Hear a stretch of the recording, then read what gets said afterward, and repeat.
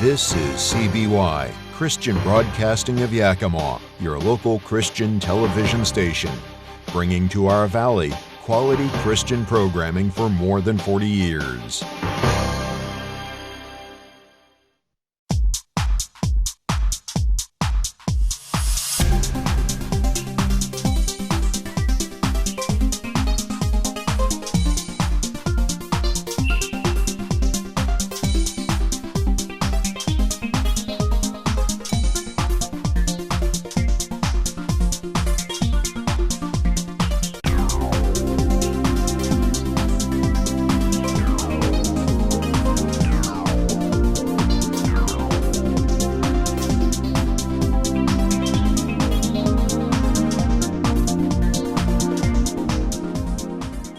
Hello, and thanks for joining us for Good News in the Valley, your local Christian news magazine.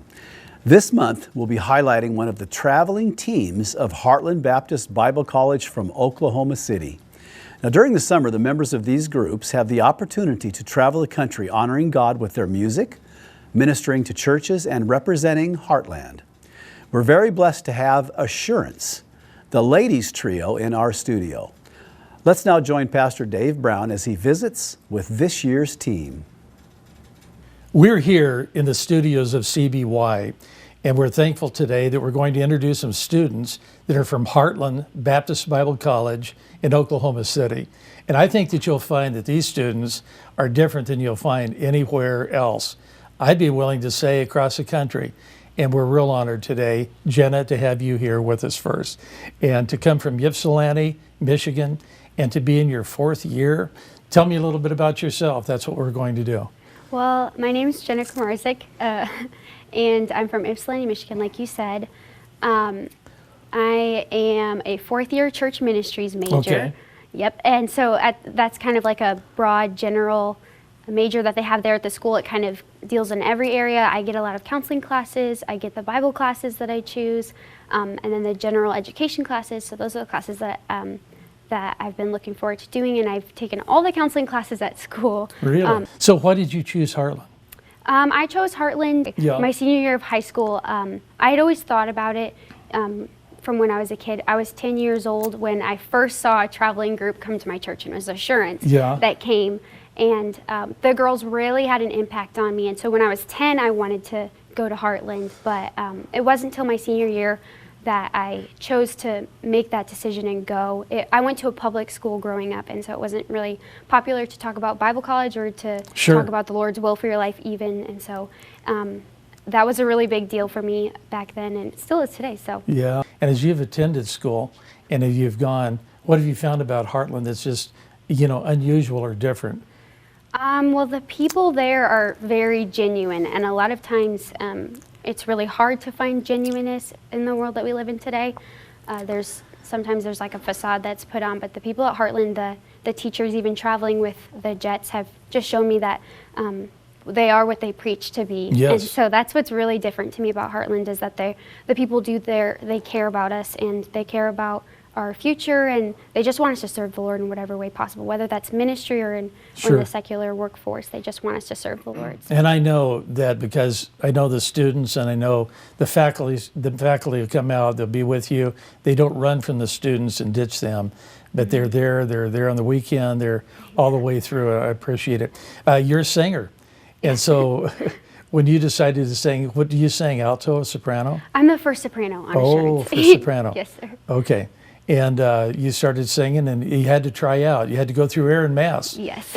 All right. What was that like?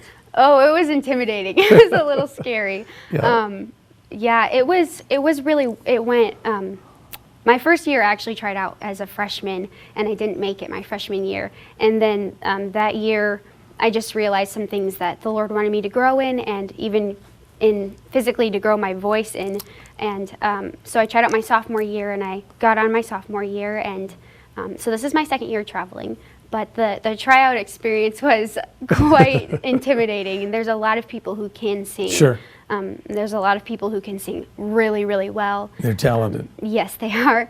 And what's really interesting about trying out for the group is that they don't look necessarily for the voices but they also want somebody who's going to That's represent exactly Heartland right. and represent the Lord first and foremost. Yeah. And so I really appreciate that about Heartland, and it's an honor to be able to travel. Jenna, I don't know you very well, but that's exactly what they do. Not many make it their first year. I mean, very few have ever walked on. Probably, one or two guys. But I'm thankful that God's used you, and they choose you because of your character, because you're able to travel on the road, you're able to get along, you're able to maintain a testimony. And in this world today, they don't know anything about any of those things. And it's so unusual. And I know that we have a campus that's full of those type of people. And I'm so thankful for it. And we're going to grow again this year. Yes. And it's amazing how people have come. And as you sing on the group, do you sing on the girls' ensemble? Do you do anything else like that? Well, so I traveled with the girls group last year, and we're traveling again this year. And so we have the three of us girls, and then we have a pianist with us, and then Blake is on our sound system, and we have a really good time together, and we travel with the Jets and stuff. So I sing in chapel with a couple of different groups at the school, and that's always a fun time. So. And you're able to be around the school in the summertime. We don't get any groups, only in the summertime. And we're thrilled to have them. Everybody's like, sharks. And they say, man, a group's here, and everybody wants them.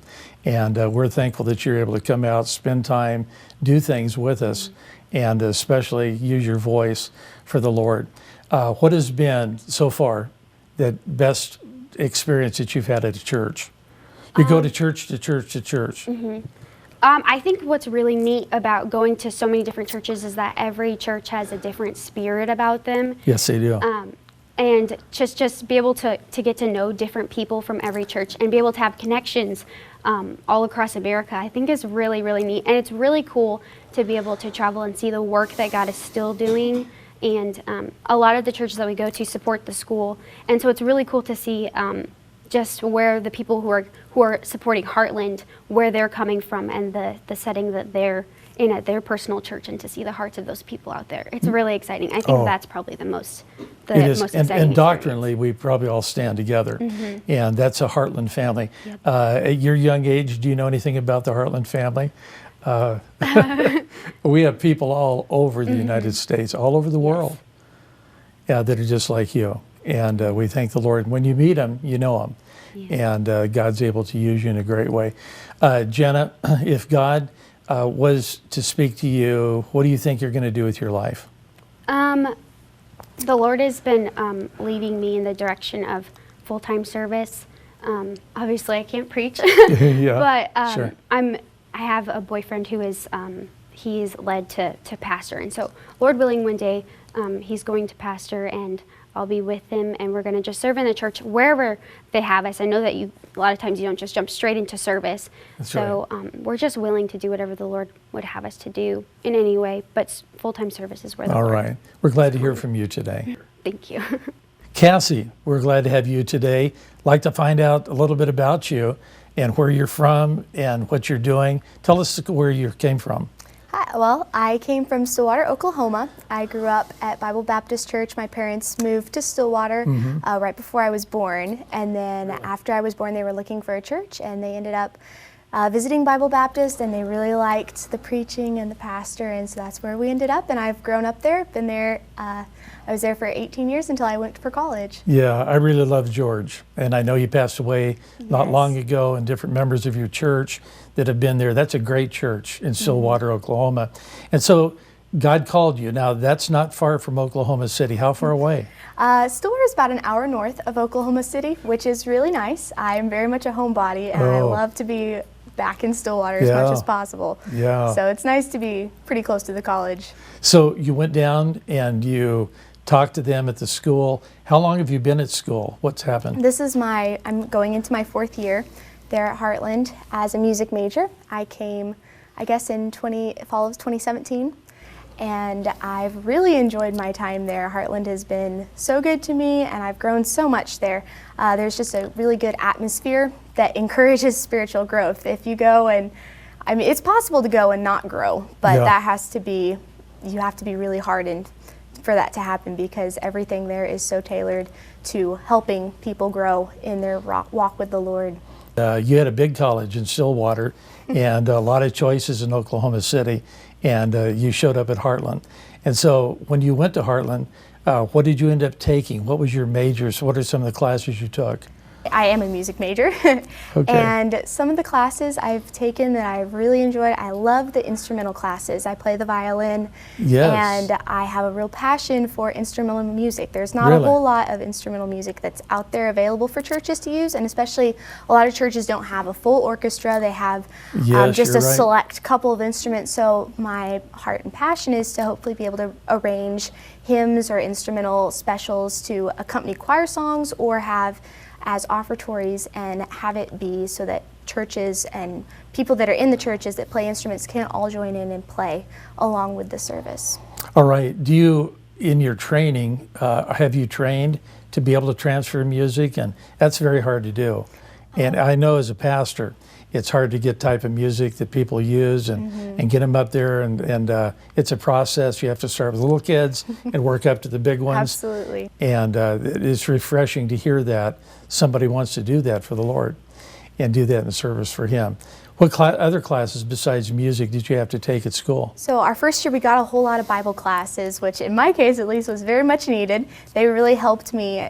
I grew up in church. I grew up knowing that I was a Baptist and knowing that I knew kind of what I believed, but I didn't have a whole solid foundation on why I believed what I believed. Good. And so a lot of the classes that I got to take my first year and my second year really helped ground me in, okay, this is why I'm a Baptist. Now I know, here's our Baptist history. That was a class we got to take, along with Baptist distinctives, knowing, okay, what makes a Baptist and not some other denomination. And so that was really helpful for me, just to kind of understand, oh, okay, this is why I believe what I believe. And Heartland is really good about just giving you, here's what the Bible says, and so this is why we believe it. And essentially, every Baptist distinctive that we have comes from the Bible, and because this is what the Bible says, that's why we believe it. Boy, that's good. Rocky Harrell is a great teacher, isn't he? Yes, sir. And he makes sure that everybody knows. While you're at school and going into your fourth year, those first year, second year, did they try to weed out everybody at first year, and it's on second year you're finally on chart, you know what you're headed towards, that type of thing? Tell me something about that. I don't know that they necessarily try to weed out students, but there are definitely some that they come, they're there the first year, and then they don't return. And there's some throughout the years that kind of fall off, which is always really sad. But a lot of times you can tell who's going to end up staying and who's not going to be there. Right. And the people that come with the spirit of being willing to grow, there are people that come and they make mistakes. They do things that aren't very brilliant. Sure. But it's really cool to get to see all the growth that takes place. Yes. Especially, I noticed a lot in my junior year. There's a change of mindset in a lot of the students. They're a lot more focused, a lot more dedicated in their studies, and they're surrendering to specific places or specific ministries, and they're getting really excited for what the Lord has for them. And it's really cool to get to see everyone kind of seeing what the Lord has for them. Oh, yes. And I know, Kassie, you've had to make a lot of choices for the Lord, and it's been a blessing. And it's good to have good friends. Yes, and sir. I think if anybody's going to make friends that last eternally, Heartland is a good place to go. Mm-hmm. Thank you so much for being able to talk today. Thank you. Madison, we're glad to have you. Tell us about at Heartland Baptist Bible College, what year you're in, when you came, that type of thing. And your dad's a preacher. Yes, so sir. you're called a PK. I was too. Tell us about it. Yes, sir. Well, I am a fourth-year music major. I'm from Olathe, Kansas. My dad is Wes Stewart. He pastors Faith Baptist Church there. Of all the schools in the country, why in the world would you choose a conservative Baptist? We teach local church. We're all about fundamental Baptists. Why did you choose to go there instead of making a career for yourself or doing something else? Well, I always knew I wanted to go to Heartland.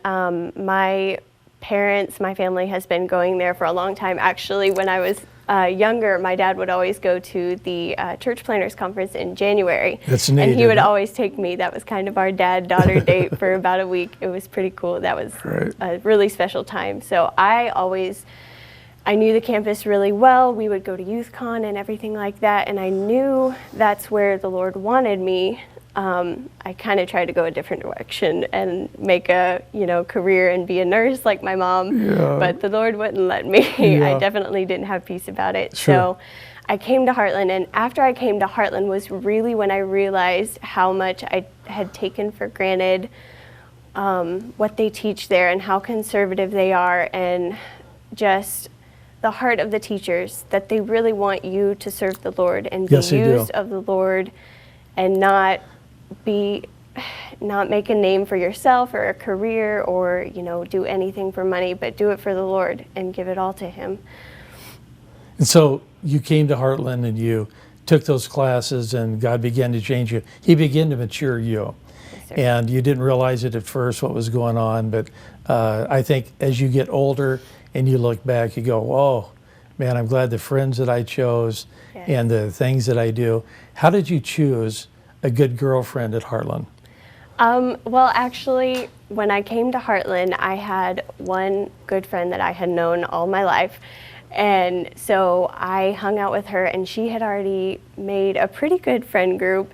And so I became really close to all of them. They were all really solid people. And a lot of people go through quite a growth process trying to figure out friends in their freshman year. Almost everybody has these friends that they make, and then they realize, oh, these people are not who I wanted to hang out with. These are not and you don't know by the surface. Right, you don't know when you first meet them, but the Lord was really good to me in that I already knew someone there that had already kind of gone through that process and had already made good godly friends. And then even getting on a group, I had 4 new friends that I already knew they were godly, obviously, because they got chosen to put on a singing group. And that bond has been really nice. We've all become like family. And so you're traveling for the summer. So everybody rotates from the East Coast to the West Coast. And we have 3 different groups that are on the road. So did you try out the first year, your freshman year? Not my freshman year. I was very much a homebody. So I was really scared and did not want to get on a group of freshman year. And actually that was a huge blessing, because my freshman year, my family moved from Missouri to Kansas and changed churches. So I had that summer to kind of get adjusted and to make Kansas my home. So that was actually, I think that was of the Lord that I did not get on a group freshman year, but I did try out sophomore year, and I didn't get on, but it was actually through that I became really good friends with Kassie, because we both had tried out and got callbacks, and so we were like, did you get anything? Did you get anything? No, I haven't heard. So we became kind of close through that, and then I got on this past year, and I already knew her, and so it was really good. So you guys sing in chapel, and we have chapel on Tuesdays and Thursdays, and you do different churches in the area, and you have to keep up, do your homework, and you're still out on the road. And I know that's a lot of job, and it's a lot of work to be able to do that, and to go and to go and to go, and to work with Brother Aaron Mass, and he keeps you going all the time. He does, but he's pretty good about giving us rest and things like that. I know he is. What is it like, as you have been a girl on campus, to choose classes? Each year from freshman on up, you get to choose more classes. So what did you choose your senior year? Actually, I haven't gotten to choose my classes, but, well, not yet. But I've really enjoyed being able to take all the Bible classes. The Bible classes have been a huge blessing. Oh, they are. Most of the classes were chosen for us just because I'm a music major. That's right. But yeah, the Bible classes are a huge blessing. Are you on any other group? Do you sing with the ladies, or any group on campus? What do they call that? Ladies ensemble? Ensemble, yes, sir. With a music major, you do go into ladies ensemble or men's ensemble, obviously, if you're a man. But yes, sir. We sing in chapel about every month. Yes. All right. Well, it's been a blessing, Madison, talking to you today. Thank you so much for your time. Thank you. All right. Blake Corley, we are glad to have you here in Yakima, and it's a blessing to see the Lord using you. Nobody knows this, and I want to share it with the audience, but I knew your family before you were born. And I just still can't believe you're old enough to go to school. It's crazy. And that type of thing. So when did you come to school, and where are you from? I'm from Farmington, New Mexico. My dad's the pastor there, College Heights Baptist Church. And I started at school in August of 2018. Did you? So I'm going into my third year now. Yeah. Yes, sir. In year 2018. Tell us about your big brothers. So both of my brothers went to Heartland. My oldest brother, Frank, traveled on Glory Bound, the men's singing group, for a summer. Yes, he did. And then Ian was able to travel on Witness, the other singing group, for 2 summers. And then now I'm on Assurance. And so it's pretty neat to be able to represent the school and to be able to be blessed that way. And you know, it's so unusual because if you have one boy and then you have 2 boys, and to have 3 boys that love the Lord, your brothers love the Lord. Yes, sir. Ian is on staff there in your dad's church, and then your brother's going to be a missionary to Sri Lanka? He's in Nepal. Nepal, Yes, that's right. Yeah. And as Frank has gone to Nepal, he's trying to get back, and he's stuck over there, and he loves the Lord. And you're serving the Lord, and I can't believe you love the Lord just as much as they do, and that God's used you in a great way. Tell us about that, you know, what it's like to just surrender. I mean, you had to have challenges. You're in a little town. You had to look all over America. Why did you go to Heartland? Well, growing up, I thought I wanted to be a basketball player. I love basketball. So You guys are good. That was a lot of fun. Yeah. But as I got older, I kind of realized basketball has no eternal value. And the Lord really impressed upon my heart to just serve Him because He is God. He is good to us, and He deserves that service from me. And so the Lord really used that to show me that I needed to serve Him. And He brought me through a series of circumstances in my life to really just get me focused on Him. And as I did that, I realized that I needed to be in ministry. Really? And as I was looking around to places that I could learn ministry, I realized that Heartland is honestly the best place that I know of to learn ministry. And I've grown so much since going there. It's been awesome. I've had the opportunity to grow up in a pastor's home, so I knew a lot about the Bible. I knew a lot of stories. I knew everything, supposedly. But as I've gotten to college, I realized how much I didn't know. And Sure. It's been a blessing just to go there and to grow and to learn.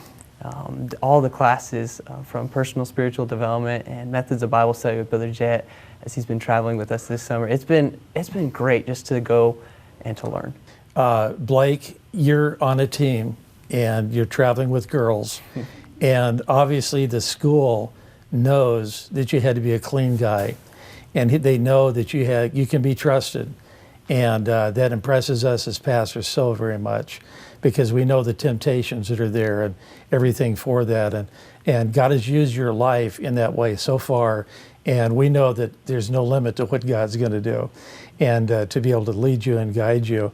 And as you came out of that town, I played basketball in your gym, and I've done all those things, and I know that your sister battled cancer for a long time, and you've got some younger siblings in your family, and so it was a hard thing to do. And your mom and dad are faithful, and they've served there for many years. And to have you go away, I preached there just last year, I think in November, and to have you away from them was a hard thing to do. Would you comment on that, what it was like to say goodbye? It's like a death when you leave home, and it just gets worse, and we as parents know it. And I had 9 kids that went through that. It was a difficult time. What was it like? Well, I was really thankful for my parents. The way my dad raised us boys was he trained us to go up and to go out and serve God. He said, I don't care what you do with your life. I don't care if you're a plumber or a doctor or a preacher. He said, I just want you to go and serve God. And so I was really thankful for my dad training us that way, because that's what the Bible says. That's how the Bible says, train up a child in the way he should go, and when he's old, he will not depart from it. So I was really thankful just for the training I received from my parents.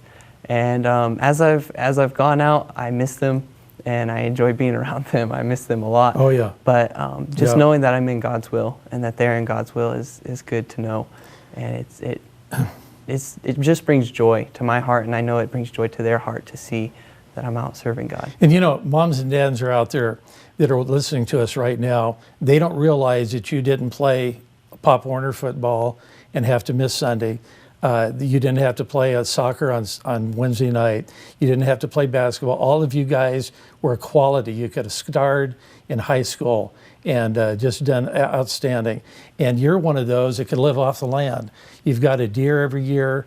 Your dad takes you out in the wilderness, and he's let you go. I know how you tracked that deer for several days, and then you shot it. I have a picture. I show it to everybody on my phone of the deer that you shot. You know, there's a lot of wimpy guys around, and a lot of guys that are feminine and so forth. And just to have some men that love the Lord and serve Him and are dedicated in the time when we're living, unbelievable, Blake. And I just want to encourage you to really do right and to live for the Lord. And the training that you've had and what God has done with you, I just thank the Lord for it. Yes, and may God bless you. We're going to have a wonderful time as we go and hear now from this team. You're going to like to hear the trio and the people that are there. Thank you so much for listening today. Just like Paul, I bowed in prayer, and I cried out in despair, and I asked the Lord to take this storm from me. But then the Savior says, my child, I won't take away this trial, but I'll show you how to live in victory. I'll give you grace when you're weary from the journey, grace sufficient for each trial that you face. I won't remove this storm from you, oh, but this is what I'll do. I'll show you a better way, I'll give you grace. I have seen what He's done before, and I'm learning to trust Him more, for I've seen what the power of grace can do. Though there's danger up ahead, I'll remember what Jesus said, that if He won't take me out, He'll take me through. I'll give you grace when you're weary from the journey, grace sufficient for each trial that you face. I won't remove this storm from you, oh, but this is what I'll do. I'll show you a better way, I'll give you grace. I'll give you God's amazing grace when you're weary from the journey. Grace sufficient grace for every trial you face. I won't remove this storm from you, oh, but this is what I'll do. I'll show you a better way, I'll give you grace. I'll show you a better way, I'll give you grace. Well, that concludes our program, and with November right around the corner, I'll close with a quote from Noah Webster. When you become entitled to exercise the right of voting for public officers, let it be impressed on your mind that God commands you to choose 4 rulers, just men, who will rule in the fear of God. The preservation of government depends on the faithful discharge of this duty. If the citizens neglect their duty and place unprincipled men in office, the government will soon be corrupted.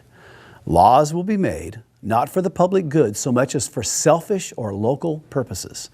Corrupt or incompetent men will be appointed to execute the laws. The public revenues will be squandered on unworthy men, and the rights of the citizens will be violated or disregarded.